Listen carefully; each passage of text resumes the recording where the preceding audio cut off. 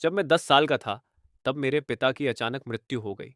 तब वकील ने मुझसे पूछा कि क्या मैं अपनी माँ के साथ रहना चाहता हूँ या अपने पिता द्वारा छोड़े गए 200 मिलियन लेना चाहता हूँ। अपने पिछले जीवन में मैं रोया और अपनी माँ के लिए भीख मांगी। अंत में उसने मेरे पिता के मृत्यु लाभ के पैसे लिए और तुरंत पड़ोसी वोंग से शादी कर ली। ओ नहीं, मेरा मतलब अंकल ज्यो से है। मैं उनकी आंखों में बोझ बन गया। अंत में मैंने एक निर्माण स्थल कंस्ट्रक्शन साइट पर खुद को काम करते करते मार डाला। जब मेरी मृत्यु हुई तब मैं केवल 28 वर्ष का था। उस दयनीय हास्यास्पद जीवन को पीछे मुड़कर देखते हुए मैं शुरू से अंत तक बिल्कुल मूर्ख था। अब भाग्य का चौराहा फिर से सामने आता है। मेरे सामने खड़ी औरत बारिश में नाशपाती के फूलों की तरह रो रही है। डैड, आप हमें कैसे छोड़ सकते हैं? हम, एक विधवा और एक अनाथ, कैसे आगे बढ़ेंगे? वह दिल दहला देने वाली आवाज में विलाप करती है। उसका शरीर कीचड़ की तरह ढीला है। अगर उसे पकड़ने के लिए कोई न होता तो वह किसी भी पल जमीन पर गिर जाती। अपने पिछले जीवन में मैं उसके इस नाटक से मूर्ख बन गया था। मुझे लगा कि वह वास्तव में दुखी थी। मुझे लगा कि वह मेरे बिना नहीं रह सकती। इसलिए मैं भागा और उसके पैर पकड़ लिए, रोते हुए चिल्लाया कि मुझे उसके साथ रहना है। और क्या हुआ? उसने वह मुआवजा ले लिया जिसे मेरे पिता ने अपनी जान देकर खरीदा था। 3 महीने के भीतर उसने खुशी खुशी दोबारा शादी कर ली। उसने उस आदमी से शादी की जिसे वह हमेशा अंकल जो बुलाती थी, जो हमारी देखभाल कर रहा था। मेरे पिता की राख अभी ठंडी भी नहीं हुई थी कि वह आदमी हमारे घर में रहने आ गया। वह उस नए बिस्तर पर सोया जिस पर कभी मेरे पिता सोते थे, और मैं एक अतिरिक्त अनचाहा हिस्सा बन गया। मैं वह बोझ बन गया जिसे वे अपने आस-पास नहीं चाहते थे। जो चोंग का एक बेटा था जो मुझसे 2 साल बड़ा था। उस सौतेले बेटे को खुश करने के लिए वह मेरे साथ दुश्मन जैसा व्यवहार करता था। लियोन ने बिना किसी दया के मुझे पीटा और डांटा। मेरे पिता जो पैसा छोड़ गए थे, वह उनके परिवार के खाने, पीने और मौज मस्ती करने की पूंजी बन गया।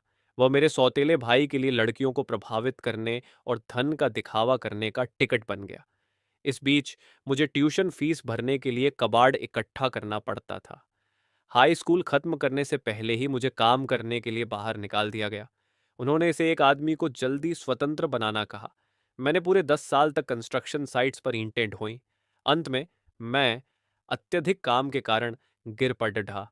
मैं तपती हुई स्टील की छड़ों के ढेर पर गिर गया और फिर कभी नहीं जागा। अब मैं वापस आ गया हूँ। लियोन मेरा हाथ खींचती है और कहती है, डरो मत शियाओ निंग, अब से माँ तुम्हारा अच्छे से ख्याल रखेगी। उसने मुझे गले लगा लिया। उसके आंसू और नाक की गंदगी मेरे पूरे चेहरे पर लग गई। लेकिन उसकी आंखों की गहराई में कुछ छिपा था, एक बमुश्किल दिखाई देने वाली जल्दबाजी और लालच। ये देखकर मैं अपने पिछले जीवन की तरह रोया नहीं और न ही तमाशा किया। मैंने बस ठंडी आंखों से शांति से उसका प्रदर्शन देखा। तभी मेरे पिता का पुराना दोस्त चलकर आया। वही मेरे पिता का वकील भी था, अंकल झाओ। वकील झाओ ने आह भरी और मेरा कंधा थपथपाया। फिर उन्होंने अपने ब्रीफ केस से एक दस्तावेज निकाला। वकील झाओ ने कहा, लीलान, शियाओनिंग, ये वह वसीयत है जो निंग ने गुजरने से पहले बनाई थी। वकील झाओ की आवाज बेहद भारी थी। निंग ने सभी संभावनाओं पर विचार किया। उनके पास कुल 200 मिलियन की संपत्ति है। उन्हें पहले ही नोटरी कर दिया गया है। अब दो विकल्प हैं। पहला, शियाओनिंग आपके साथ रहेगा। यह पैसा मुआवजे और बाल सहायता के रूप में रखा जाएगा, जिसका प्रबंधन आपके द्वारा उसकी ओर से तब तक किया जाएगा जब तक शियाओनिंग वयस्क नहीं हो जाता। यह सुनते ही लीलान की सांसें तुरंत तेज हो गईं। उसकी आंखों में एक डरावनी चमक आ गई। वह वसीयत को टकटकी लगा कर देखने लगी। दूसरा, यदि शियाओ निंग आपके साथ नहीं रहने का विकल्प चुनता है तो पैसा मेरी देखरेख में उसके लिए एक ट्रस्ट फंड में स्थानांतरित कर दिया जाएगा। शियाओ निंग का उस पर एकमात्र नियंत्रण होगा और आपको, लीलान, इसमें से कुछ भी नहीं मिलेगा। हवा जैसे तुरंत जम गई। सबकी निगाहें मुझ पर टिक गईं। ये 10 साल का बच्चा, लीलान का शरीर अकड़ गया। वह वकील झाओ को अविश्वास से देखने लगी, जैसे कह रही हो, आप ऐसा विकल्प कैसे प्रस्तावित कर सकते हैं? फिर उसने तुरंत दिल टूटने जैसा भाव बनाया और मुझे अपनी बाहों में कसकर पकड़ लिया। लीलान विलाप करने लगी, वकील, आप ऐसी बात कैसे कह सकते हैं? मैं अपने बेटे को कभी कैसे छोड़ सकती हूँ? शियाओ निंग मेरी पूरी जिंदगी है। वह जोर जोर से रो रही थी और साथ ही मेरा हाथ चिकोटी काट कर दबा रही थी। मेरा हाथ दबाते हुए उसने मेरे कान में बेरहमी से धमकी दी। निंग, वह फुसफुसाई। एक गलत शब्द बोला तो मैं तुझे मार मार कर अधमरा कर दूंगी। तू मेरा बेटा है, तेरा पैसा मेरा पैसा है। अपने पिछले जीवन में उन शब्दों ने मुझे डर से कंपा दिया था। मैं तब भावुक भी हुआ था जब उसने कहा था, माँ तुम्हारे बिना नहीं रह सकती। लेकिन अब मुझे केवल मतली और घृणा महसूस हो रही थी। मैं महसूस कर सकता था कि उसका हाथ मुझे दबाते हुए कांप रहा था। दुख से नहीं बल्कि उत्साह और घबराहट से। 200 मिलियन। उसने अपने जीवन में कभी इतना पैसा नहीं देखा था। वह पैसा मिलने के बाद के दिनों की कल्पना पहले ही कर रही थी। जियो चोंग के साथ भागकर एक सुखी जीवन जीने का सपना देख रही थी। धीरे धीरे एक एक करके मैंने उसकी घुटन भरी पकड़ से खुद को छुड़ाना शुरू किया। आजाद होने के बाद मैंने अपना सिर उठाया।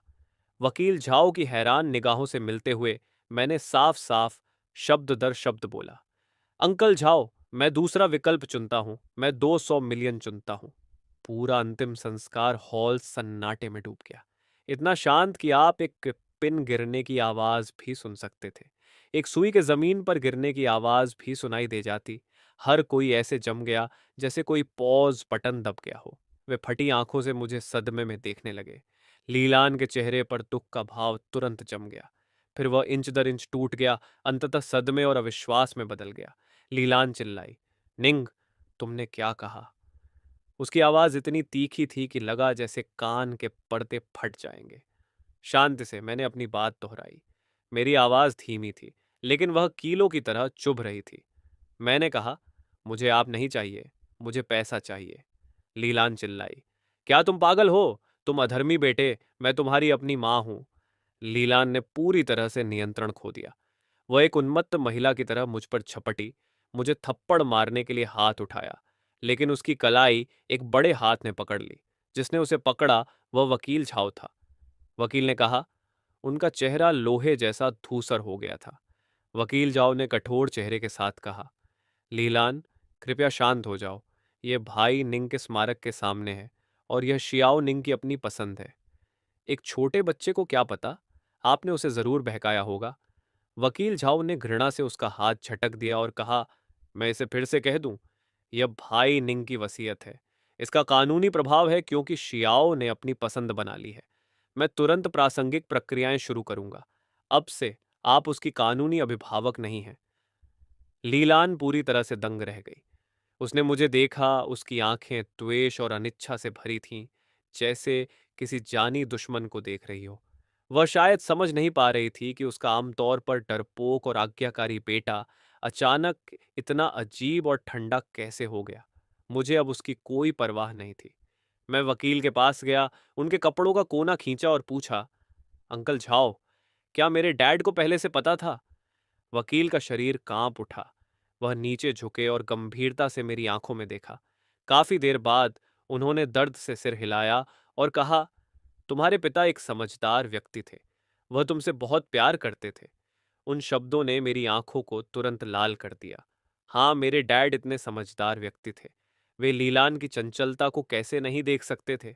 उन्होंने मुझे एक पूर्ण परिवार देने के लिए इसे चुपचाप सहन किया, जब तक कि उन्हें लाइलाज बीमारी का पता नहीं चला और उनके पास बहुत कम समय बचा था। तभी उन्होंने मेरे लिए यह भागने का रास्ता तैयार किया। अपने पिछले जीवन में मैं कितना मूर्ख था। मैंने व्यक्तिगत रूप से अपने पिता के आखिरी प्यार को नष्ट कर दिया।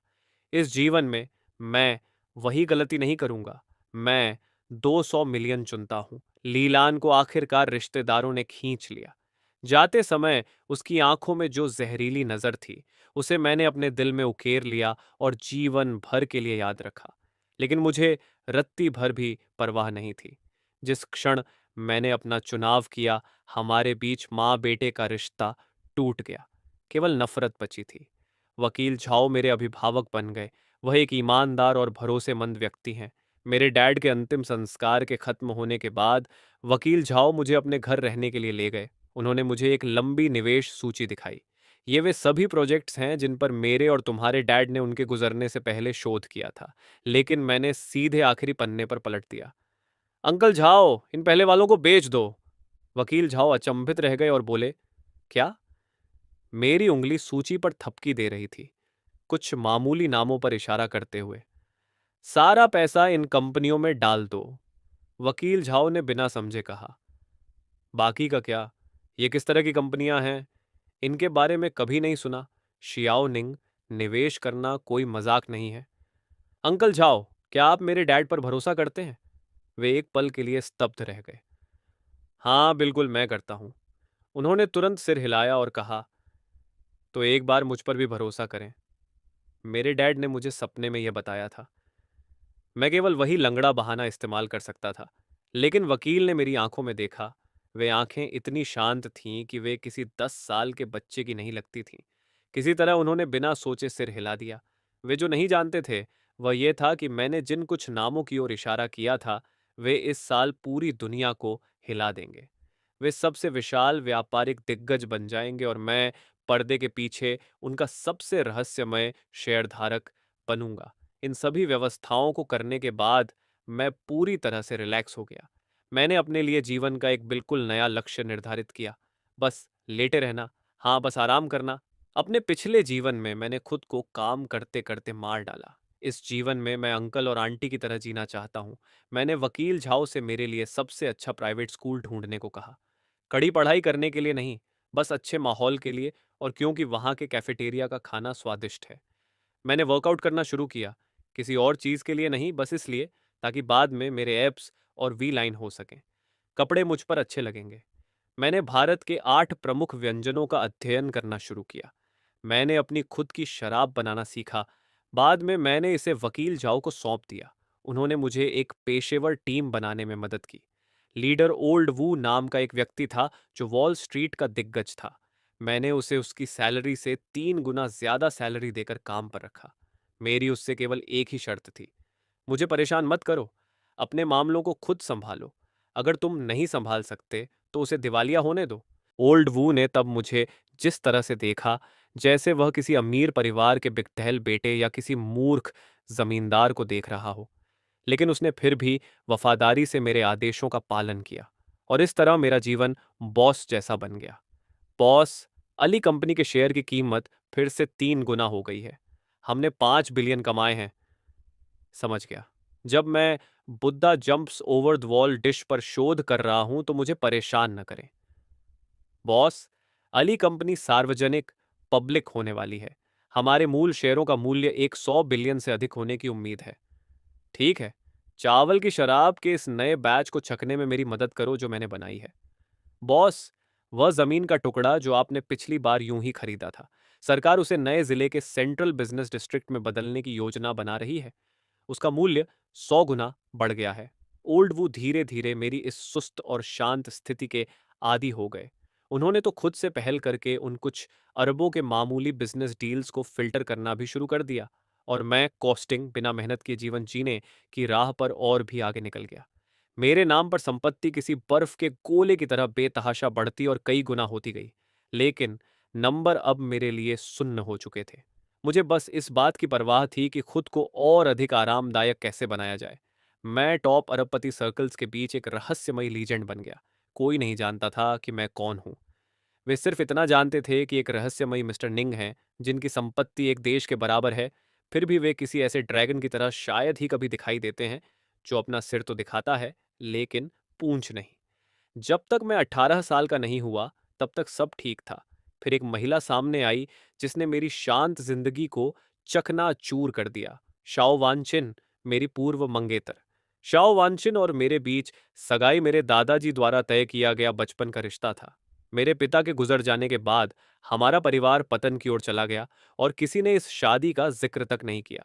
लेकिन किसी ने उम्मीद नहीं की थी कि मेरे पिता जो विरासत छोड़ गए थे वह 10 साल बाद एक विशाल बिजनेस साम्राज्य में बदल जाएगी। हालांकि मैंने जानबूझकर लो प्रोफाइल बनाए रखा, फिर भी निंग परिवार के पुनरुत्थान ने शाओ परिवार का ध्यान खींच ही लिया। इसलिए मेरे 18वें जन्मदिन पर ओल्ड मास्टर शाओ अपनी लाडली पोती को साथ लेकर आए। वह पत्नी सालों पहले हुए शादी के अनुबंध को पूरा करने के बहाने दरवाजे पर आई थी। मैंने पहली बार शाओ वांचिन को वकील झाओ के घर के लिविंग रूम में देखा था। उसने एक सुरुचिपूर्ण सफेद स्कर्ट सूट पहना था। उसके लंबे बाल उसके सिर के पीछे बहुत करीने से पिन किए हुए थे। उसके चेहरे पर हल्का और नाजुक मेकअप था। सुंदर तो वह थी, हाँ, लेकिन किसी बर्फ की चट्टान की तरह, जिससे ऐसी ठंडक निकल रही थी जो दूसरों को दूर रहने की चेतावनी दे रही थी। वह एक सशक्त करियर वुमन का सटीक उदाहरण थी, जिसे अपने परिवार का उत्तराधिकारी बनने के लिए पाला गया था। तर्कसंगत, शक्तिशाली और शांत। कहते हैं कि 20 साल की उम्र में उसने डबल डॉक्टरेट कर ली थी। 22 साल की उम्र में उसने पारिवारिक व्यवसाय संभाल लिया। अपने तरीकों में इतनी क्रूर कि व्यापार के पुराने और चतुर खिलाड़ी भी उससे सावधान रहते थे। उसकी दुनिया में केवल करियर, हित और डेटा शामिल थे। वह भावनाओं को सबसे बेकार कमजोरी मानती थी। कृपया बैठिए। वह मेरे सामने बैठ गई, अपने पैरों को एक दूसरे पर चढ़ाकर। उसकी नज़र किसी स्कैनर की तरह मुझ पर सिर से पैर तक बेरोक-टोक जांच और अवमानना के साथ घूमी। उस समय मैं जिम से वापस ही आया था। मैंने ढीला ट्रैक सूट पहना हुआ था। मेरे बाल पसीने से अभी भी गीले थे। मैंने सोफे पर पीछे झुकते हुए लापरवाही से जवाब दिया और एक सेब उठाकर उसका एक टुकड़ा खाया। मेरे इस व्यवहार ने स्पष्ट रूप से उसे नाराज कर दिया। उसने अपनी भौहें थोड़ी सिकोड़ी। मैंने सुना है कि तुमने हाई स्कूल से स्नातक होने के बाद पढ़ाई छोड़ दी। हम पढ़ाई बहुत थका देने वाली है।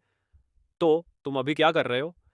कसरत करना, खाना बनाना, शराब बनाना और आराम से लेटने के सबसे अच्छे तरीके खोजना, मैंने ईमानदारी से जवाब दिया। युवा वानचिन के मुंह का एक कोना उपहास भरी मुस्कान में मुड़ा। तो तुम बस एक निकम्मे अय्याश हो। तुम इसे इस तरह देख सकती हो। मैंने बेपरवाही से कंधे उचकाए। उसने एक ठंडी हंसी छोड़ी। उसकी आंखों का तिरस्कार और गहरा हो गया। निंगी, चलो एक दूसरे के साथ सीधे बात करते हैं। यह शादी का इंतजाम दादाजी का एक मजाक था। इसे गंभीरता से नहीं लिया जाना चाहिए। जो आदमी मुझसे शाओ वांचिन से शादी करेगा, वह ऐसा होना चाहिए जो एक मजबूत व्यक्ति के रूप में मेरे साथ कंधे से कंधा मिलाकर खड़ा हो सके, न कि कोई ऐसा निकम्मा जो केवल खाना, पीना और मस्ती करना जानता हो। तो फिर मैंने उसकी ओर दिलचस्पी से देखा। तो मुझे उम्मीद है कि तुम खुद पहल करोगे और मेरे दादाजी से बात करके इस सगाई को रद्द कर दोगे, उसने आदेशात्मक लहजे में कहा। मुआवजे के रूप में मैं तुम्हें कुछ पैसे दे सकती हूँ या अपनी कंपनी में तुम्हारे लिए एक आरामदायक नौकरी का इंतजाम कर सकती हूँ। मेरे मुंह का सेब लगभग बाहर गिरते गिरते बचा। मुझे पैसे देना और मेरे लिए नौकरी का इंतजाम करना? क्या उसे पता है कि जिस शाओ ग्रुप पर उसे इतना गर्व है, वह मेरी नज़र में मेरी संपत्ति का एक अंश भी नहीं है? मैंने उसके ऊंचे और अहंकार भरे व्यवहार को देखा और अचानक मुझे यह मजेदार लगा। अपने पिछले जीवन में मुझे उससे आमने सामने मिलने का अधिकार भी नहीं था। इस जीवन में वह ठीक मेरे सामने बैठी है और मुझे मुआवजा देने की बात कर रही है। मैंने अपना मुंह पोंछा और मुस्कुराते हुए कहा, ठीक है। शाओ वानचिन एक पल के लिए दंग रह गई, जैसे उसे उम्मीद नहीं थी कि मैं इतनी आसानी से मान जाऊंगा। तुम्हें क्या मुआवजा चाहिए? उसने फिर से वही बर्फीला भाव बना लिया। मुझे न तो पैसे चाहिए, न ही कोई पद। मैं खड़ा हुआ और उसके पास जाकर उसके कान में फुसफुसाया। उसने सहज रूप से पीछे हटने की कोशिश की, लेकिन उसका शरीर जम गया। मुझे उसकी महक आ रही थी, परफ्यूम की वह तेज गंध। मैंने अपनी आवाज इतनी धीमी की कि केवल हम दोनों ही सुन सकें। मैं चाहता हूं कि तुम खुद जाकर अपने दादाजी से कहो कि तुम मेरे निंगी के लायक नहीं हो। शाओ वांचिन की पुतलियां अचानक सिकुड़ गईं। उसने शायद अपनी पूरी जिंदगी में कभी इतने अहंकारी शब्द नहीं सुने थे। उसने मुझे पीछे धकेला और अचानक खड़ी हो गई। उसका सुंदर चेहरा गुस्से से लाल हो गया। निंगी, एहसान फरामोश मत बनो। इज्जत खुद कमाई जाती है, दूसरों के द्वारा दी नहीं जाती। मैं वापस सोफे पर बैठ गया और अपने पैर चढ़ा ली। मिस शाओ, आप ही थीं जिन्होंने पहले मुझे नीचा दिखाया। क्या यह सही नहीं है? उसने ऊपर से मेरी ओर नीचे देखा। तुम जैसे लोग एक अमीर परिवार में पैदा होने के अलावा तुम और क्या कर सकते हो? दिन भर बेकार रहना, खाना और मौत का इंतजार करना। तुम में और एक परजीवी में क्या अंतर है? अंतर यह है कि मैं इसे करने में खुश हूं। मैंने अपने हाथ फैलाए। मैं अपनी जिंदगी के फैसले खुद लेता हूं। उन लोगों के विपरीत जो एक सटीक मशीन की तरह जीते हैं, यहां तक कि खुशी और गुस्से के लिए भी लाभ हानि की गणना करते हैं। मेरे शब्दों ने निश्चित रूप से उसकी दुखती रग पर हाथ रख दिया था। उसका चेहरा कुछ शेड्स और पीला पड़ गया। उसने अपनी मुट्ठियां भींच ली। रास्ते अलग हैं, लक्ष्य समान नहीं है। मैं खुद जाकर सगाई रद्द कर दूंगी। अब से हमारा एक दूसरे पर कोई कर्ज नहीं है। इतना कहकर वह पीछे मुड़कर देखे बिना चली गई। वह गर्वित आकृति किसी हारे हुए लेकिन सिर न झुकाने वाले सफेद हंस की तरह थी। वकील झाओ चिंतित होकर स्टडी से बाहर आए। निंगी, क्या तुम बहुत ज्यादा भावुक नहीं हो रहे हो? शाओ परिवार का राजधानी में काफी प्रभाव है। अंकल झाओ चिंता न करें, वह खुद सगाई तोड़ना चाहती थी। ऐसा नहीं है कि मैंने उसे भगाया। इसके अलावा जो व्यक्ति अपनी शादी का फैसला खुद नहीं कर सकता, वह कुछ खास नहीं कर पाएगा। मैंने उस दिशा में देखा जहां शाओ वांचिन गायब हुई थी। मेरी आंखों में कोई हलचल नहीं थी। पिछले जीवन में वह आसमान में लटका हुआ चांद थी। मुझे उसे ऊपर देखने का अधिकार भी नहीं था। इस जीवन में वह मेरी नज़र में केवल एक दयनीय व्यक्ति है जो अपने परिवार के जाल में फंसी हुई है। मैं यह देखने के लिए उत्सुक हूँ कि उसके चेहरे पर कैसा तबाह भाव होगा। वह निश्चित रूप से दिलचस्प होगा। सगाई का तूफान जल्द ही थम गया। शाओ वानचिन ने अपनी बात रखी। कुछ ही दिनों के भीतर शाओ परिवार ने औपचारिक रूप से सगाई खत्म करने की घोषणा कर दी। मैं शांति और सुकून के लिए खुश था। मैंने अपना सुस्त जीवन जारी रखा। ओल्ड वू का फोन अभी भी हर दिन समय पर बजता था, यह रिपोर्ट करते हुए कि मैंने कितने और छोटे लक्ष्य हासिल किए हैं। मेरी व्यक्तिगत संपत्ति एक ऐसे नंबर तक बढ़ गई थी जिसे कैलकुलेट करने की मुझे फुर्सत नहीं थी।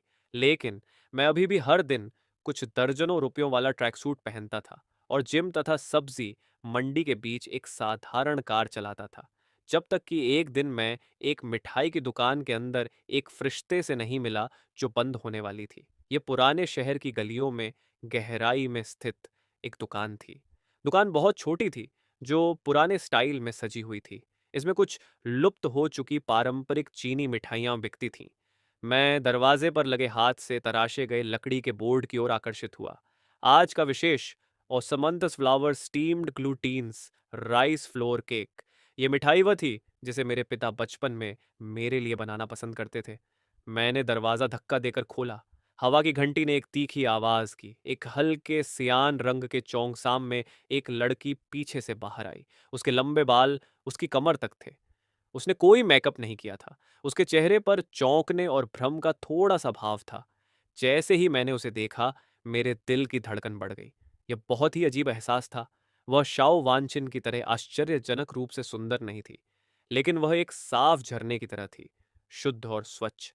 उसे देखने मात्र से ही लोगों को शांति का एहसास होता था। क्या आपके पास अभी भी ओसमंथस शुगर स्टीम्ड चेस्टनट केक है? मैंने अपना मुंह खोलते हुए पूछा। मेरी आवाज थोड़ी भारी लग रही थी। लड़की एक पल के लिए दंग रह गई। फिर उसने एक सौम्य मुस्कान बिखेरी, जैसे झील के ऊपर से बहती वसंत की हवा, लहरों के घेरे बनते हुए। हाँ, हमारे पास है। कृपया बैठिए, मैं अभी आपके लिए लेकर आती हूँ। उसकी आवाज भी बहुत सुखद, कोमल और मधुर थी। मैंने खिड़की के पास एक सीट ढूंढी और बैठ गया। जल्द ही वह नाजुक मिठाइयों की एक प्लेट लेकर आई और उन्हें मेरे सामने रख दिया। चेस्टनट केक छोटे बेर के फूलों के आकार के थे, जिनके ऊपर क्रिस्टल जैसे साफ ओस्मंथस चीनी थी और उनमें से लुभावनी मीठी खुशबू आ रही थी। मैंने एक टुकड़ा उठाया और अपने मुंह में रखा। यही वह स्वाद है, बिल्कुल वैसा ही जैसा मेरे पिता बनाया करते थे। मेरे दिल की गहराई से एक गर्म लहर उठी। मेरी आंखें वास्तव में थोड़ी नम हो गईं। कैसा है? क्या यह अच्छा है? लड़की मेरे सामने बैठ गई, अपने हाथों पर ठुड्डी टिकाकर, उत्सुकता और उम्मीद से मुझे देखते हुए। मैंने ईमानदारी से कहा, इसका स्वाद बिल्कुल मेरे पिता के बनाए केक जैसा है। सच में? उसकी आंखें चमक उठीं। इस मिठाई की रेसिपी मेरी दादी से मिली थी। उन्होंने कहा था कि आजकल बहुत कम लोग इसे बनाते हैं। आपकी दादी जरूर एक अद्भुत व्यक्ति रही होंगी। उसने गर्व से अपना छोटा सा सीना फुलाया। हाँ, मेरा नाम शिनयुचू है।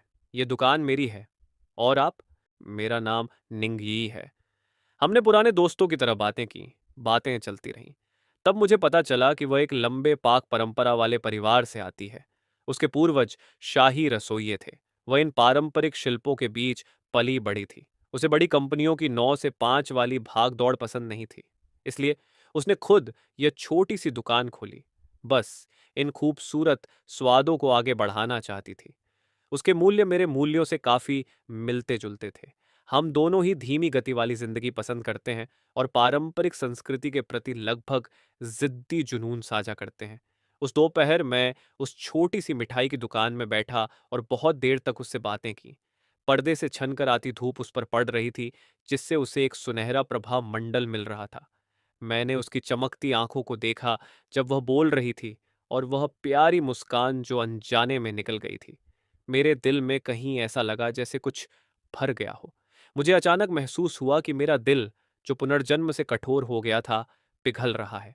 मैं वहां हर दिन बिना चूके जाने लगा। कभी उसके द्वारा बनाई गई नई मिठाई खाने के लिए, कभी उसके द्वारा बनाई गई चाय का एक कप पीने के लिए। अक्सर मैं बस चुपचाप बैठकर उसे काम करते हुए देखता रहता था। वह बहुत व्यस्त रहती थी। दुकान में अकेली वही सामग्री तैयार करती, सामान बनाती, ग्राहकों को सर्व करती और सफाई करती थी। वह सब कुछ खुद करती थी, लेकिन उसने कभी शिकायत नहीं की। उसके चेहरे पर हमेशा एक संतोषजनक मुस्कान रहती थी। मैंने उसकी मदद करना सीखना शुरू किया। पहले मैंने बर्तन धोने में मदद की, फिर मैंने सब्जियां चुनने में मदद की। बाद में उसने मुझे अपनी रसोई के पीछे आकर उसे मिठाई बनाते हुए देखने की भी अनुमति दे दी। उसकी रसोई बड़ी नहीं थी, लेकिन वह साफ सुथरी और व्यवस्थित थी। सभी बर्तन करीने से रखे हुए थे। काम करते समय वह बहुत केंद्रित रहती थी, जैसे कोई समर्पित कलाकार। उसके कोमल हाथों को साधारण सामग्री को कला के उत्कृष्ट नमूनों में बदलते देखना एक सुखद अनुभव था। एक बार मैं उसे आटे का एक भारी थैला उठाने में मदद कर रहा था, क्योंकि मैंने अभी अभी वर्कआउट खत्म किया था। मैंने केवल एक टाइट वर्कआउट टैंक टॉप पहना था। शिनयुचू मेरे पीछे खड़ी होकर मेहनत से तनती मेरी मांसपेशियों को देख रही थी। उसके गाल लाल हो गए। निंगी, तुम्हारी बॉडी बहुत अच्छी है। मैंने बैग नीचे रखा, पीछे मुड़ा और जानबूझकर अपना सीना फुलाया। महसूस करना चाहती हो? मुझे लगा कि वह शर्माकर भाग जाएगी, लेकिन इसके बजाय उसने वास्तव में अपना हाथ आगे बढ़ाया। उसकी उंगलियां थोड़ी ठंडी थीं और उनमें ग्लूटीन्स चावल की हल्की मीठी खुशबू थी। उन्होंने धीरे से मेरे एब्स की कठोर परतों को छुआ। उसे लगा जैसे उसने एक नई दुनिया खोज ली है। उसकी आंखें चौड़ी और गोल हो गईं। मेरा शरीर तुरंत तन गया। मेरे पेट से सीधे सिर तक गर्मी की एक लहर दौड़ गई। मैं 2 जन्म जी चुका था, और यह पहली बार था जब मुझे किसी लड़की ने इस तरह छेड़ा था। उसकी मासूम और जिज्ञासु अभिव्यक्ति देखकर मुझे समझ नहीं आया कि हंसूं या रोऊं। मैंने उसका बेचैन छोटा हाथ पकड़ लिया। उसका हाथ बहुत कोमल था, जैसे उसमें हड्डियां ही न हों। मैंने अपनी आवाज धीमी की और उसके कान के पास झुक गया। उसका चेहरा तुरंत लाल सेब की तरह लाल हो गया। उसने जल्दी से अपना हाथ खींचा, मुड़ी और रसोई के पीछे से भाग गई। उसकी भागती हुई आकृति को देखकर मैं हंसे बिना नहीं रह सका। ये लड़की वाकई बहुत प्यारी थी।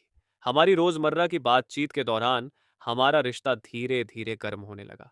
हमारे पास अंतहीन साझा विषय थे। भोजन से लेकर शराब बनाने तक, कुंगू ओपेरा से लेकर गुचिन तक। मैंने पाया कि वह एक खजाने की तरह थी, जो हमेशा मुझे नए सरप्राइज देने में सक्षम थी। वह गुचिन बजा सकती थी, स्याही वाली पेंटिंग बना सकती थी, और यहाँ तक कि अपना खुद का रूज लाली भी बना सकती थी। वह किसी ऐसी दासी की तरह थी जो प्राचीन काल से समय की यात्रा करके आई हो, जिससे चारों ओर शास्त्रीय आकर्षण झलकता था। मैं हर दिन उससे मिलने, उसे मुस्कुराते हुए देखने, उसके साथ हंसी मजाक करने और उन छोटी छोटी अनजाने में की गई हरकतों का इंतजार करने लगा। मैंने यहाँ तक सोचना शुरू कर दिया कि अगर आने वाले दिनों में वह हर दिन मेरे साथ रहे तो यह बुरा नहीं होगा। मैंने उसकी मिठाई की दुकान को एक खास नाम दिया, जिसका नाम था माय जेड किचन, और उसने मुझे एक उपनाम दिया, लेटा हुआ मकान मालिक। उसने कहा, मैं दिन भर कुछ नहीं करता, बस यहाँ किराया वसूलने आता हूँ और उसके द्वारा बनाई गई सभी बेहतरीन मिठाइयाँ ले लेता हूँ। मुझे पता था कि हमारे बीच बस कागज की एक पतली परत की दूरी है, और उस परत को जिसने तोड़ा वह एक दुर्घटना थी। उस दिन एक स्पोर्ट्स कार में एक अमीर दूसरी पीढ़ी का लड़का दुकान पर आया और उसे पहली नजर में शिनयुचू से प्यार हो गया। वह चिकना और चालाक था और उसकी बातें बहुत ही फालतू थीं। तुरंत ही उसने पूरी दुकान खरीदने की कोशिश की और चाहा कि शिनयुचू उसके साथ चले। शिनयुचू ने स्वाभाविक रूप से मना कर दिया। वह अमीर लड़का अपमान के कारण गुस्से में आ गया और दुकान में हंगामा करने लगा। काफी चीजें तोड़ दी। मैं उस समय पीछे की रसोई में एक नई रेसिपी पर काम कर रहा था। बाहर शोर सुनकर मैं तुरंत बाहर भागा। देखा कि दुकान तहस नहस थी और शिन युचू का छोटा चेहरा डर से सफेद पड़ गया था।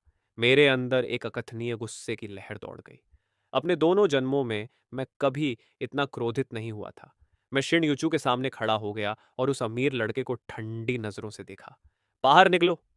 तुम कौन होते हो मेरे काम में दखल देने वाले? वह अमीर लड़का अहंकार से मेरी नाक की ओर इशारा करते हुए चिल्लाया। मैंने कुछ नहीं कहा, बस अपना फोन निकाला और ओल्ड वू का नंबर मिलाया। ओल्ड वू, मेरे लिए एक लाइसेंस प्लेट चेक करो।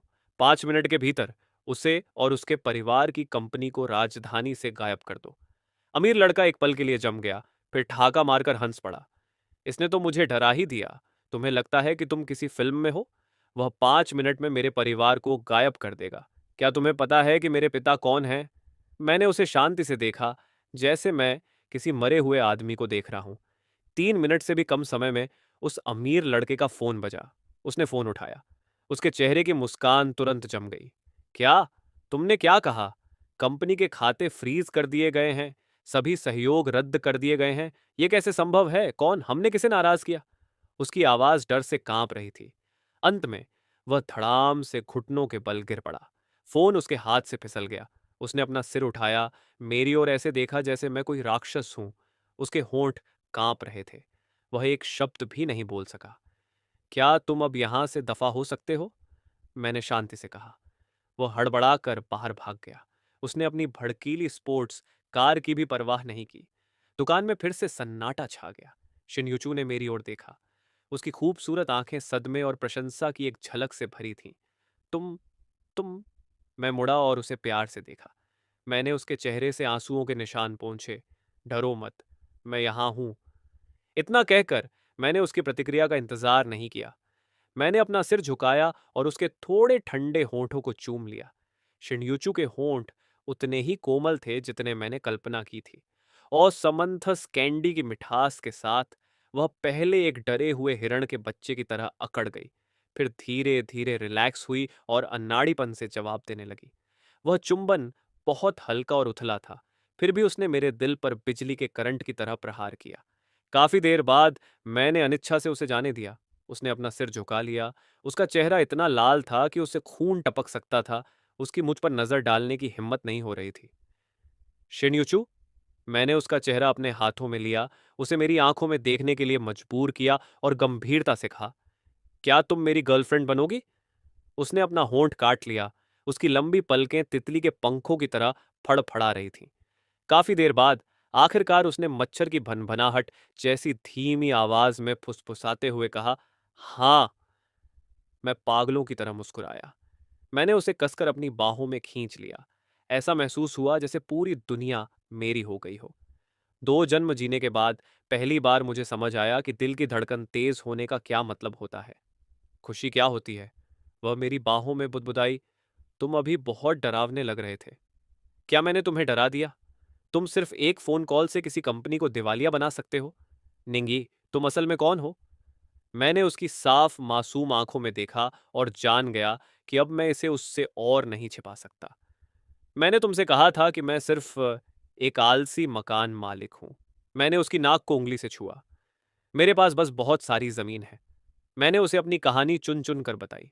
बेशक मैंने पुनर्जन्म के रहस्य का जिक्र नहीं किया। मैंने सिर्फ इतना कहा कि मेरे पिता मेरे लिए एक बड़ी विरासत छोड़ गए थे। मैंने उस पैसे का इस्तेमाल कुछ निवेश करने के लिए किया और थोड़ा पैसा कमाया। शिन युचू ने पलकें झपकाईं। थोड़ा पैसा? वह पैसा जो 5 मिनट में एक कंपनी को दिवालिया कर सकता है। थोड़ा कितना होता है? मैंने एक पल के लिए सोचा और उसे उस तरीके से बताया जिसे वह समझ सके। यह शायद तुम्हारी मिठाई की दुकान जैसा है। मैं तुम्हारी ऐसी हजारों दसियों हजार दुकानें खरीद सकता हूं। शिनयुचू की सांसें थम गईं। उसने कुछ देर अपनी उंगलियों पर गिनती की, फिर सदमे में मेरी ओर देखा। तुम 100 अरब पति हो? मैंने सिर हिलाया। वह चुप हो गई। मेरा दिल थोड़ा बेचैन था।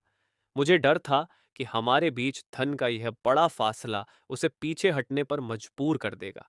मुझे उम्मीद नहीं थी कि वह इतनी देर तक शांत रहेगी। अचानक उसने अपना सिर उठाया और गंभीर भाव से मेरी ओर देखा। निंगी, ध्यान से सुनो। अब से तुम्हारा पैसा मेरा पैसा है, और मेरा पैसा तो मेरा पैसा है ही। मैं एक पल के लिए स्तब्ध रह गया, फिर जोर से हंस पड़ा। मैंने उसे गोद में उठाया और कई बार गोल गोल घुमाया। ठीक है, जैसा तुम कहो। मेरी यशेन फांग की कुलदेवी। वो मेरे घुमाने से चकरा गई थी। वह सिर्फ मेरी गर्दन सहला सकी और चांदी जैसी हंसी बिखेरने लगी। मुझे पता था कि मैंने गलत इंसान को नहीं चुना है। मैं जिसे प्यार करता हूं वह खुद शिन युच्चू है, न कि उस पर कोई दिखावे का प्रभाव मंडल। शिन युच्चू के साथ रहने के बाद मेरा सुस्त जीवन रंगीन और जीवंत हो गया। हमने साथ मिलकर नई मिठाइयों पर शोध किया, साथ मिलकर नई शराब बनाई। वह मुझे सुबह के बाजार में एक एक पैसे के लिए मोल भाव करने के लिए खींच ले जाती, दुकानदार के साथ चेहरा लाल होने तक बहस करती। मैं भी उसे मिशेलिन 3 स्टार रेस्तरां में खाना खिलाने ले जाता, उसे दुनिया भर के व्यंजनों का स्वाद चखाता। उसे मेरे एब्स को छूना पसंद है, कहती है कि वे बहुत अच्छे लगते हैं, जैसे कपड़े धोने का बोर्ड। मुझे उसके गले को चूमना पसंद है, उसकी कंपी से उसके गालों को लाल होते देखना पसंद है। हम प्यार करने वाले बाकी जोड़ों की तरह थे। मीठी रातें। लाओ वू ने टिप्पणी की कि वह हर दिन इस डॉग फूड प्यार का प्रदर्शन को देखकर मरने वाला है। बॉस, यह हांगयू ग्रुप के अधिग्रहण का मामला है, आपके हस्ताक्षर चाहिए। इसे वहीं रख दो, मैं पहले यूचू के लिए रॉक शुगर पियर बना लूं। बॉस, यह यूरोपीय रॉयल बैंक्वेट का निमंत्रण है। जब लाओ वू ने प्रेसिडेंट शाओ का जिक्र किया तो उसने सावधानी से मेरी ओर देखा। मेरा हाथ एक पल के लिए रुक गया। शाओ वांचिन का नाम मैंने बहुत समय से नहीं सुना था।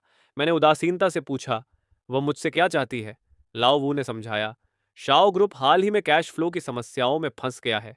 उन्हें तत्काल एक बड़े निवेश की आवश्यकता है।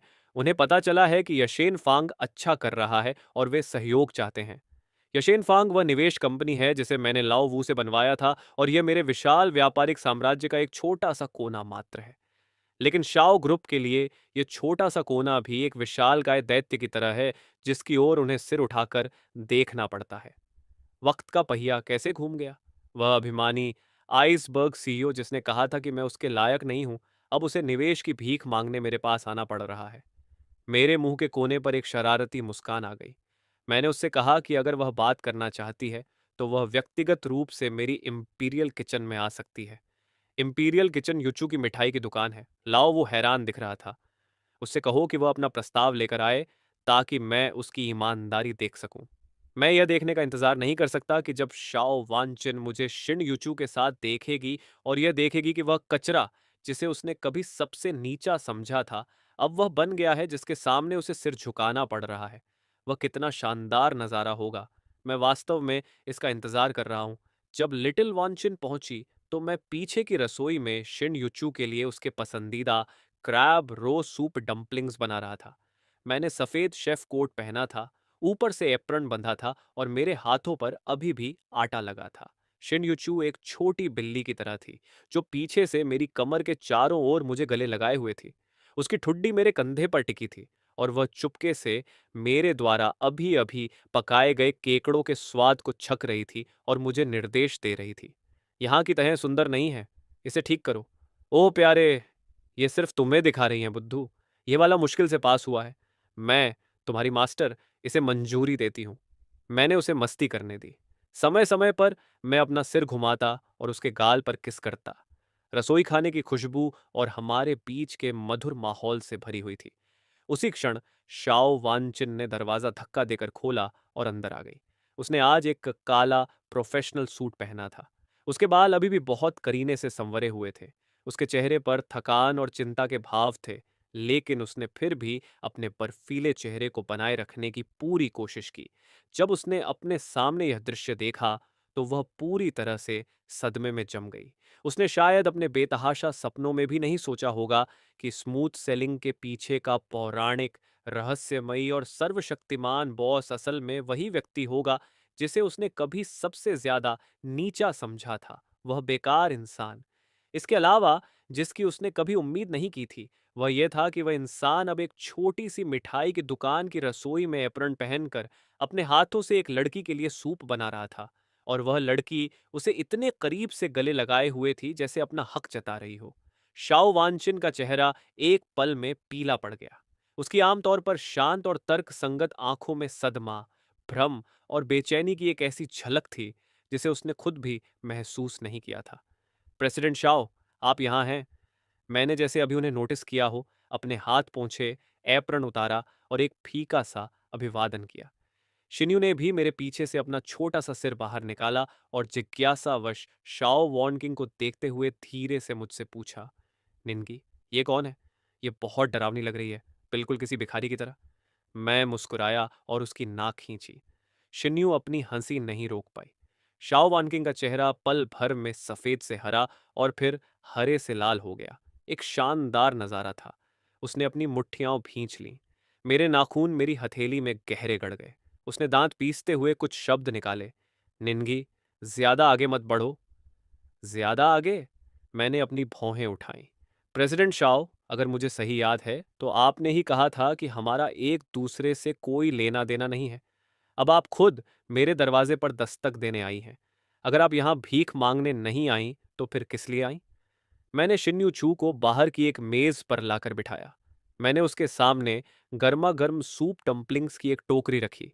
इन्हें ताज़ा ही छक्कर देखो। तभी मैंने धीरे से अपनी नज़र शाओ वॉनकिंग की ओर घुमाई। मैंने उन्हें बैठने का इशारा किया। प्रेसिडेंट शाओ, बैठिए, जो भी बात है बस कह दीजिए। मेरा रवैया बिल्कुल लापरवाह और खारिज करने वाला था, जैसे मैं किसी मामूली इंसान को नज़रअंदाज कर रहा हूं। यह वैसा बिल्कुल नहीं था जैसा उन्होंने बिजनेस नेगोशिएशन के बारे में सोचा था। कोई तनाव नहीं, कोई जुबानी जंग नहीं, सिर्फ प्रभुत्व, चारों तरफ से नग्न प्रभुत्व। शाओ वॉनकिंग ने एक गहरी सांस ली, खुद को शांत करने की कोशिश की। उसने एक कुर्सी खींची और मेरे सामने बैठ गई। उसने अपने बैग से एक मोटी फाइल निकाली और मेरे सामने खिसका दी। मिस्टर निंग, यह अगले 5 वर्षों के लिए शाओ कॉरपोरेशन की विकास योजना है और साथ ही हमारा वर्तमान वित्त पोषण प्रस्ताव। मुझे उम्मीद है। रुकिए, मैंने उन्हें काटने के लिए अपना हाथ उठाया। प्रेसिडेंट शाओ, मुझे लगता है कि आपने कुछ गलत समझ लिया है। क्या? इस वक्त आप मुझसे भीख मांग रही हैं, मैं आपसे नहीं। मैं अपनी कुर्सी पर पीछे की ओर झुक गया और धीरे धीरे जानबूझकर कहा, मुझे आपकी योजना में कोई दिलचस्पी नहीं है। मैं आपसे बस एक सवाल पूछना चाहता हूं।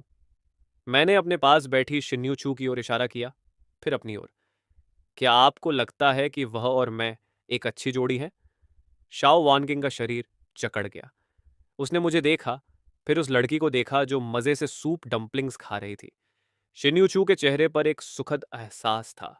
शाओ के होंठ थोड़े हिले, लेकिन एक शब्द भी नहीं निकला।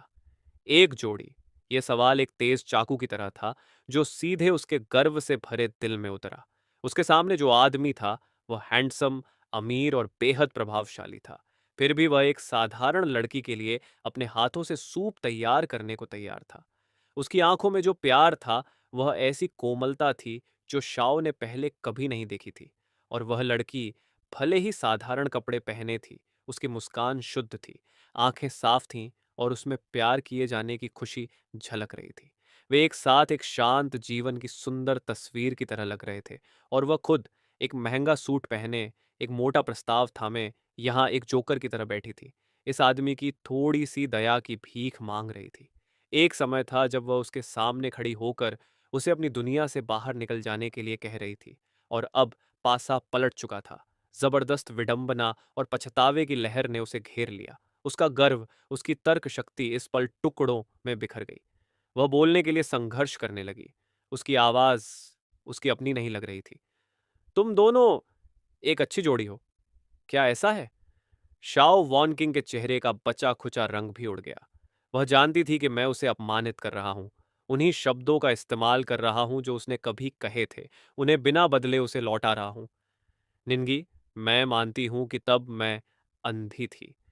उसने अपनी आंखें बंद कर लीं जैसे अपनी पूरी ताकत लगा रही हो। मैं तुमसे माफी मांगती हूं, लेकिन बिजनेस बिजनेस है और पर्सनल पर्सनल। सू ग्रुप के साथ यह सहयोग वास्तव में बहुत महत्वपूर्ण है। मैं तुमसे भीख मांगती हूं। मुझसे भीख? मैंने उसे बीच में ही रोक दिया। प्रेसिडेंट शाओ, आप किस हैसियत से मुझसे भीख मांग रही हैं? मेरी पूर्व मंगेतर के रूप में या एक हारे हुए प्रतिद्वंद्वी के रूप में? शिन्यूचू यह सब सुनकर पूरी तरह भ्रमित थी, लेकिन उसने समझदारी से बीच में दखल नहीं दिया। बस चुपचाप मेरे कटोरे में एक छोटा स्टीम्ड बन रख दिया। फिर अपनी साफ आंखों से उसने चुपचाप मेरा समर्थन किया। इस छोटी सी हरकत ने शाओ वॉनकिंग के बचाव को पूरी तरह ध्वस्त कर दिया। उसने हमारे बीच उस तरह की बिना शब्दों वाली समझ देखी, वह आत्मीयता जो हमारे खून में थी, कुछ ऐसा जो वह कभी हासिल नहीं कर पाएगी। उसने हमेशा सोचा कि उसने अपने करियर के शिखर, सर्वोच्च शक्ति का पीछा किया। लेकिन आज उसे एहसास हुआ कि जब वह भीड़ से ऊपर खड़ी थी, तो उसका दिल कितना खाली और ठंडा था। उसने पूरी दुनिया जीत ली, लेकिन इकलौता इंसान खो दिया। निन्गी, वह फिर से बोली, उसकी आवाज अब आंसुओं से भरी थी।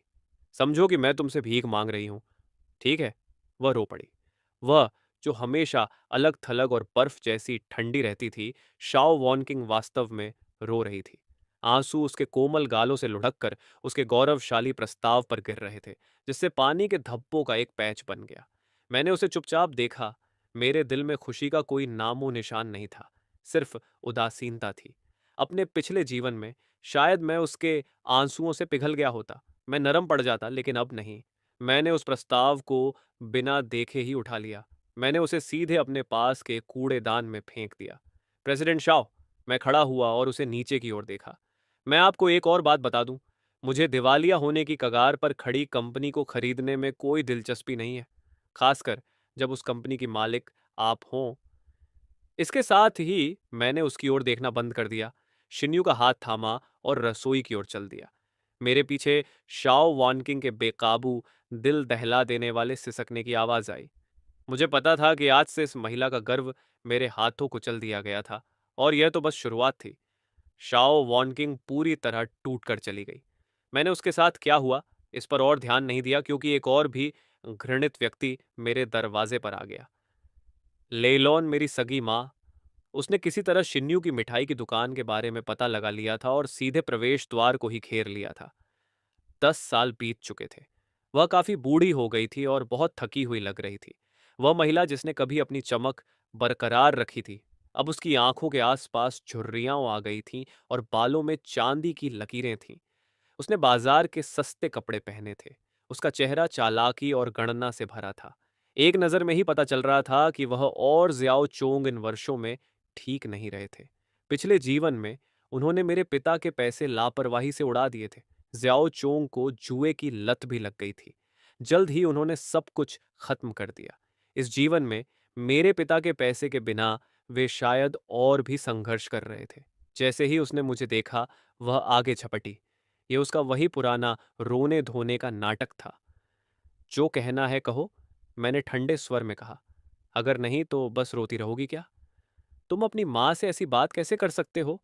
माँ जानती है कि तुम अभी भी उससे नाराज हो। लेकिन तब माँ की अपनी वजहें थीं।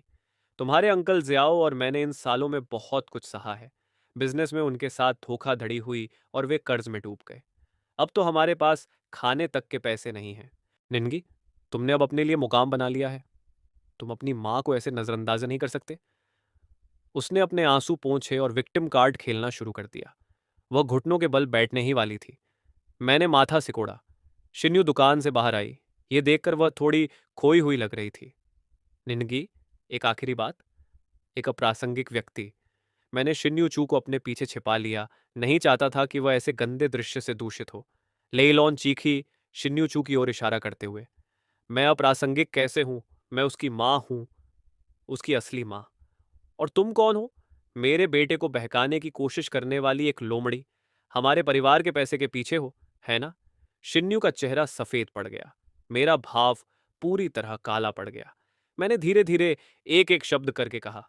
मेरी आवाज बर्फ जैसी ठंडी थी। मैं फिर से कहूंगा, यहां से दफा हो जाओ। मैं नहीं जा रही, निंगी। तुम्हें आज मुझे पैसे देने होंगे, 10 लाख, नहीं 1 करोड़, वरना मैं यहीं रहूंगी और कभी नहीं जाऊंगी, और मैं तुम पर अपनी माँ को छोड़ने के लिए मुकदमा करूंगी। लेलॉन ने नखरे दिखाने शुरू कर दिए। उसने सोचा कि मैं अभी भी वही पुराना कमजोर इंसान हूं जिसे वह कंट्रोल कर सकती है। उसने सोचा कि मुझे अपनी प्रतिष्ठा की चिंता है, या इस बात की कि दूसरे क्या सोचेंगे। वह गलत थी। मैंने उसका बदसूरत चेहरा देखा और अचानक मुस्कुरा दिया। ठीक है, मैंने कहा, तुम मुझ पर मुकदमा करना चाहती हो, मैं तुम्हें वह मौका दूंगा। मैंने अपना फोन निकाला और फिर से ओल्ड वू का नंबर डायल किया। ओल्ड वू, मेरे लिए राजधानी की सबसे अच्छी लॉ फर्म ढूंढो, साथ ही सबसे बड़े मीडिया आउटलेट्स से संपर्क करो। मैं एक प्रेस कॉन्फ्रेंस कर रहा हूं। विषय होगा, मैं और मेरी सगी माँ इन सभी वर्षों के हिसाब किताब का निपटारा करते हुए। लेइलॉन जम गई। उसने कभी उम्मीद नहीं की थी कि मैं उसकी धमकी में नहीं आऊंगा। इसके बजाय मैं चीजों को और बड़ा करने जा रहा था। तुम्हारी हिम्मत नहीं होगी, उसने बिना किसी विश्वास के कहा। देखते जाओ। मैंने अपना फोन रखा और उपहास किया। लेलोन, तुम शायद भूल गई कि 10 साल पहले मैंने क्या चुना था। 10 साल पहले मैं पैसे के लिए सब कुछ छोड़ सकता था। 10 साल बाद मैं बस थोड़ी शांति के लिए तुम्हारी प्रतिष्ठा बर्बाद कर सकता हूँ। क्या तुम्हें तमाशा करना पसंद नहीं है? मैं तुम्हें अभिनय करने के लिए एक बड़ा मंच दूंगा। जी भर कर करना। मेरी आंखों ने उसे ऐसे देखा जैसे वह कोई मरी हुई चीज हो। लेलॉन को मेरी नजरों के नीचे एक सिहरन महसूस हुई। उसे आखिरकार एहसास हुआ कि उसके सामने खड़ा बेटा अब वह नहीं रहा जिसे वह नियंत्रित कर सके। वह एक शैतान है। लेलॉन आखिरकार उस भारी दबाव को सह नहीं पाई और शर्मिंदगी में वहां से खिसक गई। दुनिया आखिरकार शांत थी। निनगी, शिन्यूचू ने चिंता से मेरा हाथ खींचा। क्या वह सच में तुम्हारी माँ है? हुआ करती थी। मैंने अपना हाथ घुमाया और उसका हाथ पकड़कर अपने होठों से लगाया और चूमा। अब नहीं, अब से तुम ही मेरा इकलौता परिवार हो। शिन्यू ने मुझे देखा। उसकी आंखों में सहानुभूति के आंसू आ गए। उसने और कोई सवाल नहीं पूछा। वह अपने पंजों पर खड़ी हुई और मुझे एक गर्मजोशी भरा गले लगाया। डरो मत, मैं अब से तुम्हारे लिए यहां हूं। मैंने उसे थाम लिया। महसूस किया कि मेरे पिछले जीवन द्वारा छोड़ी गई काली छाया धीरे धीरे उसकी धूप से दूर हो रही है। हाँ, वह अभी भी मेरे पास है। मेरे लिए इतना ही काफी है, मैंने सोचा। लेइलोन को मेरे द्वारा डराने के बाद मुझे लगा वह वहीं रुक जाएगी, लेकिन मैंने उसकी बेशर्मी को कम आंका था।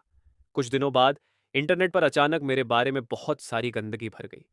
रहस्यमयी अरबपति निन्गी एक आधुनिक चिन्न शिमी निकले, एक अमीर वारिस से शादी करने से इनकार किया, अपनी बेसहारा मां को छोड़ दिया। आज का रहस्य, 100 अरबपति की रैग्स टू रिचेस कहानी वास्तव में अपनी ही मां का खून चूसने पर बनी है। सगी मां का रोते हुए आरोप, मेरा बेटा एक लोमड़ी द्वारा बहकाया गया। एक के बाद एक आंसू निकालने वाले निबंधों ने मुझे एक एहसान फरामोश, लालची इंसान के रूप में चित्रित किया, जो खूबसूरती के वश में था, जबकि लेलोन एक लंबे समय से पीड़ित बेचारी मां बन गई, जिसे उसके बेटे ने छोड़ दिया था। शिन्यूचू स्वाभाविक रूप से वह लोमड़ी बन गई, जिसने हमारे माँ बेटे के बंधन को नष्ट कर दिया। मेरी और शिन्यूचू की एक सड़क किनारे के ढाबे पर खाना खाते हुए कुछ कैंडिड तस्वीरें भी थीं। जनता की राय भड़क उठी। अनगिनत नेटिजन्स जिन्हें सच्चाई नहीं पता थी, इन कहानियों से उकसाए गए और मुझ पर उन्मत्त ऑनलाइन हमला करना शुरू कर दिया। मेरा नाम पहली बार इस तरह से ट्रेंडिंग टॉपिक्स पर आया। कुछ लोग तो चरम पर चले गए। उन्होंने शिन्यू की मिठाई की दुकान को ढूंढ निकाला, पेंट फेंका और दुकान के दरवाजे पर कचरा फेंका। निनगी, मैं कोई बहकाने वाली नहीं हूं। मुझे पता है, मुझे पता है कि तुम नहीं हो। डरो मत, मैं सब कुछ संभाल लूंगा। मेरी आंखों में मारने का इरादा पहले से कहीं ज्यादा गहरा था। ले लॉन जाओ चोंग, तुमने वास्तव में मुझे बहुत गुस्सा दिला दिया है। मैं मूल रूप से तुम्हें तुम्हारे हाल पर छोड़ देना चाहता था, लेकिन तुम्हें उन्हीं लोगों के पीछे जाना था जिनकी मैं सबसे ज्यादा परवाह करता हूँ। तो फिर मुझे निर्दयी होने के लिए दोष मत देना। मैंने ओल्ड वू से जांच करवाई, परिणाम जल्दी ही आ गए। इन सब के पीछे वास्तव में लेलोन और जियाओ चोंग ही तार हिला रहे थे। उन्होंने एक थर्ड क्लास मार्केटिंग कंपनी को काम पर रखा, पैसों से फेंक फॉलोअर्स खरीदे और खुद ही इस पूरे नाटक का निर्देशन और अभिनय किया। लेकिन जिस बात ने मुझे और भी हैरान किया वह यह थी कि इस मामले के पीछे शाओ वॉनकिंग की भी छाया थी। हालांकि उसने सीधे तौर पर भाग नहीं लिया, लेकिन उसके बैनर तले काम करने वाली पीआर कंपनी ने इस जनमत की आग में घी डालने का काम किया। ठीक है, वाकई बहुत बढ़िया। एक मेरी बेशर्म सगी माँ है, दूसरी मेरी अनिच्छुक पूर्व मंगेतर। चूंकि तुम दोनों को टीम बनाना पसंद है, तो मैं तुम दोनों को एक साथ नरक में भेज दूंगा। मैंने चीजों को साफ करने में जल्दबाजी नहीं की, न ही ट्रेंडिंग टॉपिक्स को हटवाया। मैंने जनमत को और बढ़ने दिया। मैं चाहता हूं कि वे और ऊपर चढ़ें, ताकि वे और जोर से गिरें। 3 दिन बाद, जब पूरे इंटरनेट पर मेरी निंदा अपने चरम पर पहुंच गई, तो मैंने वह प्रेस कॉन्फ्रेंस की जो मैंने लेइलॉन के लिए तैयार की थी। स्थान राजधानी के टॉप 7 स्टार होटल का सबसे बड़ा बैंक्वेट हॉल था। मैंने देश भर के 100 से अधिक मुख्यधारा के मीडिया आउटलेट्स को आमंत्रित किया। पैमाना अभूतपूर्व था। लेइलॉन को भी मौके पर आमंत्रित किया गया था। उसने शायद सोचा था कि मैं हार मान लूंगा, उसे मामला सुलझाने के लिए पैसे दूंगा। उसके चेहरे पर एक घमंडी मुस्कान थी। ज्याओ वॉनकिंग भी आई थी। वह एक अनजान कोने में बैठी थी। ये देखना चाहती थी कि मैं चीज़ों को कैसे संभालता हूँ। मैंने एक अच्छी फिटिंग वाला हाथ से बना सूट पहना था। शिन्यू का हाथ थामे हुए मैंने मंच पर कदम रखा। शिन्यू चू थोड़ी घबराई हुई थी। उसकी हथेलियों में पसीना आ गया था। मैंने उसे एक आश्वस्त करने वाली मुस्कान दी। फ्लैश बल्ब पागल हो गए। मैंने अपना गला साफ किया। मेरे सामने मौजूद अनगिनत माइक्रोफोन और कैमरों का सामना करते हुए मैंने अपना पहला वाक्य बोला। हेलो एवरीवन, मैं निंगी हूँ। मैंने आप सभी को आज यहाँ विकल्पों की एक कहानी सुनाने के लिए आमंत्रित किया है। मैंने वह कहानी सुनाई जब मैं 10 साल का था, बिल्कुल वैसी ही जैसी वह घटी थी। मेरे पिता की वसीयत से लेकर लीलैंड की धमकियों तक और अंत में मेरे फैसले तक। मैं बहुत शांति से बोला, बिना किसी भावना के, जैसे किसी ऐसी चीज का जिक्र कर रहा हूं जिसका मुझसे कोई लेना देना ना हो। लेकिन पूरा आयोजन स्थल सन्नाटे में डूब गया। सभी पत्रकार हैरान रह गए। उन्हें शायद कभी उम्मीद नहीं थी कि सच ऐसा होगा। एक चौंकाने वाला मोड़। लीलन का चेहरा तुरंत पीला पड़ गया। उसने ऊपर आकर बहस करने की कोशिश की, लेकिन मेरे द्वारा व्यवस्थित किए गए अंगरक्षकों ने उसे मजबूती से पकड़ लिया। बेशक केवल शब्द ही प्रमाण नहीं होते। मैंने अपनी उंगलियां चटकाईं। मेरे पीछे की बड़ी स्क्रीन जल उठी और एक रिकॉर्डिंग चलने लगी। ये 10 साल पहले अंतिम संस्कार के समय की थी। लीलन की धमकी मेरे कान में फुसफुसाई। अगर तुमने कुछ भी गलत कहने की हिम्मत की तो मैं तुम्हें पीट पीट कर मार डालूंगी। तुम मेरे बेटे हो, तुम्हारा पैसा मेरा पैसा है। आवाज बिल्कुल साफ थी। मैंने वकील जो से इसे उस रिकॉर्डिंग डिवाइस से निकलवाया था जो वह उस समय अपने साथ रखते थे। मेरे पिता जीवित रहते हुए संदिग्ध स्वभाव के थे और वकील ने इसे सावधानी के तौर पर रखा था। वकील ने सावधानी के तौर पर। मैंने उस समय पूरी बातचीत रिकॉर्ड कर ली थी। कभी नहीं सोचा था कि यह आज काम आएगी। जैसे ही रिकॉर्डिंग चली, पूरा आयोजन स्थल सदमे से गूंज उठा। रिपोर्टरों के कैमरों की फ्लैश। सब लीलन की ओर मुड़ गए, जिसका चेहरा राख जैसा हो गया था।